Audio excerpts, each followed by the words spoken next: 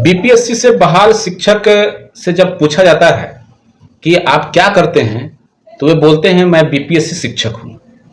कहने का तात्पर्य यह है कि बीपीएससी शिक्षक कह करके अपने आप को गौरवान्वित महसूस करना चाहते हैं। और जो पूर्व के बहाल शिक्षक हैं, चाहे वो टीटी से आए हो, चाहे सर्टिफिकेट लाओ और नौकरी पाओ के तहत ही आए हो, लेकिन उन लोगों को गलत नजरिए से देखा जाता है, उन लोगों को छोटी मानसिकता के साथ देखा जा रहा है और अपने आप को श्रेष्ठ साबित करने में लग चुके हैं। और सबसे बड़ी बात यह है कि जब इन शिक्षकों के लिए शिक्षा विभाग ने जब एक पत्र निर्गत कर दिया कि बीपीएससी नियोजित शिक्षक से बरी होंगे, तब तो कहने ही क्या थे। अब शिक्षक अपने आप को सर्वश्रेष्ठ घोषित करने के लिए, अपने को उत्कृष्ट शिक्षक साबित करने के लिए अपने नाम के नीचे बीपीएससी शिक्षक लिखना प्रारंभ कर दिए। चूंकि यह कोई पद नहीं है, आप जान रहे हैं कि जो बहाली बीपीएससी के माध्यम से की गई वो एक एजेंसी है, बहाली का एजेंसी है, और उस एजेंसी के माध्यम से जब बहाली हुई है तो वह अध्यापक की बहाली की गई है, न कि बीपीएससी अध्यापक की बहाली की गई है। लेकिन अपने को सर्वश्रेष्ठ शिक्षक साबित करने के लिए लोग गाड़ियों के आगे बैनर भी लगवाना शुरू कर दिए कि हम बीपीएससी शिक्षक हैं, बिहार लोक सेवा आयोग से बहाल शिक्षक हैं। और जैसे लगता है कि बीडीओ सीओ का पद उन्हें मिल गया है, जबकि हम सबको पता है कि बीडीओ सीओ भी अपने पद के आगे ये नहीं लिखते हैं कि हम बीपीएससी से आए हैं। लेकिन बिहार के जो अध्यापक बहाल हुए हैं या यूपी से आकर के अध्यापक बहाल हुए हैं, वे लोग बड़े शौक से बीपीएससी शिक्षक लिख रहे हैं। और स्थिति यह है कि जब आवेदन लिख रहे हैं तो एक आवेदन में 10 गलती है। जिस विषय के शिक्षक हैं उस विषय का नाम तक लिखने नहीं आ रहा है और अपने आप को बीपीएससी शिक्षक कह करके गौरवान्वित महसूस कर रहे हैं। इस मामले में जो सबसे बड़ी मुद्दा यह है कि चूंकि सरकार ने भी इस तरीके से मुद्दा को गर्म करने के लिए, शिक्षकों के आपस में मतभेद पैदा करने के लिए, शिक्षकों को आपस में तोड़ने के लिहाज से सरकार लगातार हमेशा ही कुछ ना कुछ अलग तरह के बयान देती रही है ताकि शिक्षक आपस में एकजुट नहीं हो, उनके बीच हमेशा दूरी बनी रहे। और इसीलिए वे लगातार कभी टीटी को सीनियर घोषित करने की बात करते हैं या उन्हें बेहतर वेतन देने की बात करते हैं। और अब जब टीटी और पूर्व से बहाल शिक्षा मित्र सभी लोग जब नियोजित शिक्षक हो गए, तब एक नया शिगुफा छोड़ दिया गया है, वह है बीपीएससी शिक्षक का। और बीपीएससी शिक्षक को सीनियर घोषित कर दिया गया है। और सीनियर इसलिए कि वो जिला कैडर के शिक्षक हो चुके हैं। ठीक है, ये बातें सही है, जिला कैडर के शिक्षक होते हैं वो सीनियर ही होते हैं। लेकिन 1994 और 1999 में जो बहाल हुए शिक्षक हैं वो भी अपने नाम के आगे बीपीएससी शिक्षक नहीं लिखते हैं, वो अपने आप को सहायक शिक्षक ही लिखते हैं। लेकिन अभी नई बहाली हुई है और वे लोग अपने नाम के आगे आवेदन में भी बीपीएससी शिक्षक लिखना प्रारंभ कर दिए हैं। ये वही बात हो गई, आपका लहजा बता रहा है कि आपकी नौकरी अभी नई नहीं है, अभी आप लोगों ने जो विभाग का थपेरा है उसे अपने खाया नहीं है। ये तो पाठक जी का और अनूप लाल प्रसाद जी का वे लोग धन्यवाद मनाएं जो कि उनकी बहाली हो गई। भाषा में अंक को 0 कर दिया गया और बहालियों में बड़े स्तर पर गड़बड़ी करके उन लोगों को जगह दे दिया गया। स्थिति यह बन गई है कि योग्यता, हम ये नहीं कहते हैं कि सारे बीपीएससी शिक्षक गलत हैं, लेकिन अधिकतर शिक्षकों की जो स्थिति है वह अच्छी स्थिति नहीं है। आप सोच सकते हैं जिन शिक्षकों को आवेदन तक लिखने नहीं आ रहा है वो क्या पढ़ाएंगे और क्या पढ़ाते होंगे भगवान जाने, और अपने आप को बीपीएससी शिक्षक कह करके गौरवान्वित महसूस कर रहे हैं।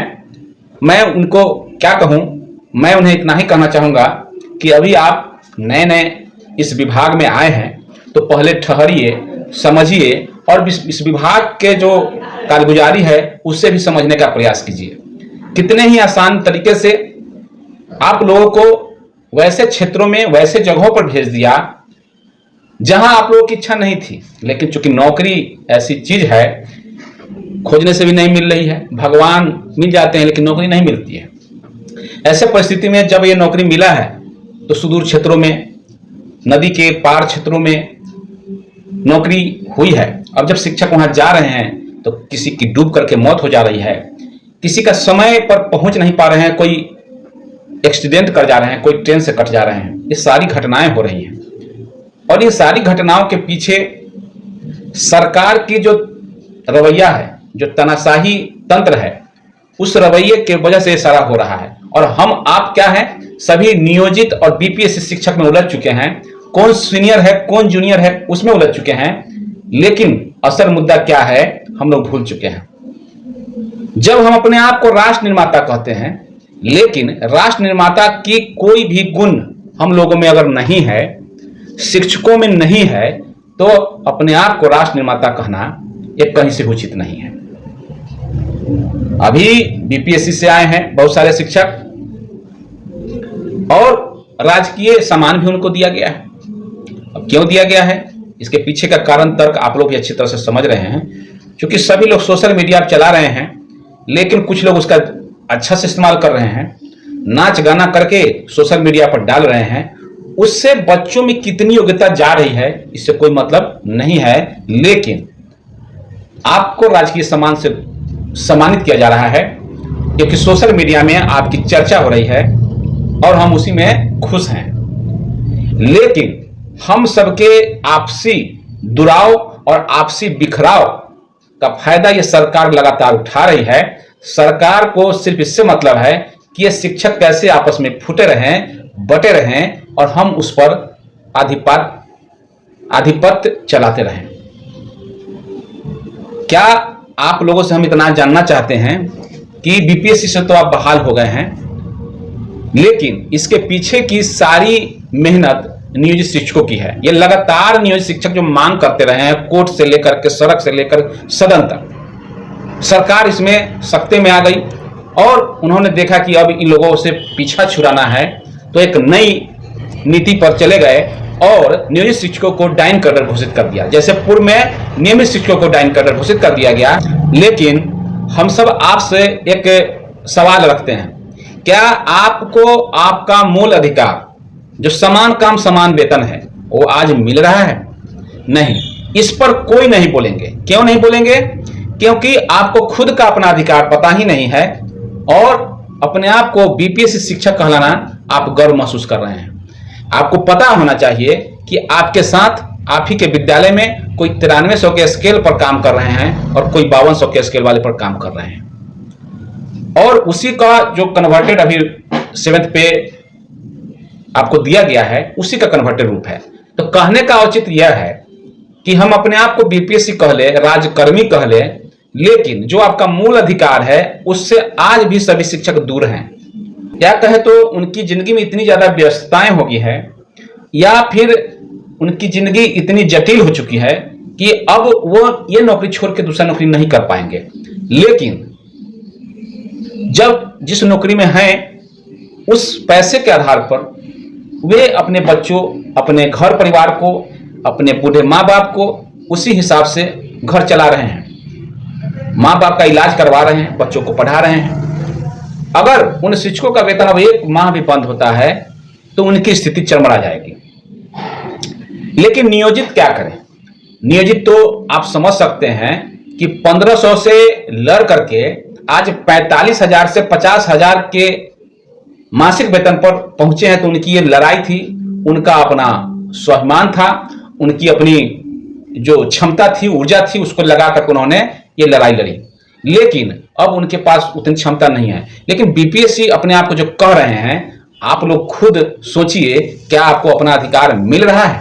आपका अपना अधिकार अब नहीं मिल रहा है। ऐसे परिस्थिति में आप लोग अपने अधिकार की लड़ाई लड़िए, न कि आपस में नियोजित शिक्षक से लड़िए और आपसी कटाव मत कीजिए, क्योंकि विद्यालय में हम सभी को साथ में काम करना है, न कि अलग अलग। इस पर विचार कीजिएगा और साथ ही साथ आपको बता दें कि वीडियो अगर अच्छा लगे तो शेयर कीजिएगा। मेरी बातों को अगर लोगों तक पहुंचाना चाहते हैं, अपने साथियों तक पहुंचाना चाहते हैं तो शेयर कीजिएगा। कमेंट के माध्यम से अपना फीडबैक जरूर दीजिएगा। और मेरी बातें किसी को बुरी लगी हो तो उसके लिए हम क्षमा चाहते हैं, लेकिन मेरा मकसद यही है कि हम शिक्षक एक हैं, हमें एकजुट रहने की आवश्यकता है, इस सरकार से लड़ने की आवश्यकता है, न कि आपस में लड़ने की आवश्यकता है। तो वीडियो अच्छा लगे तो शेयर कीजिए, चैनल पर नए हो तो चैनल को सब्सक्राइब कर लीजिए। धन्यवाद। जय हिंद, जय भारत, जय शिक्षक।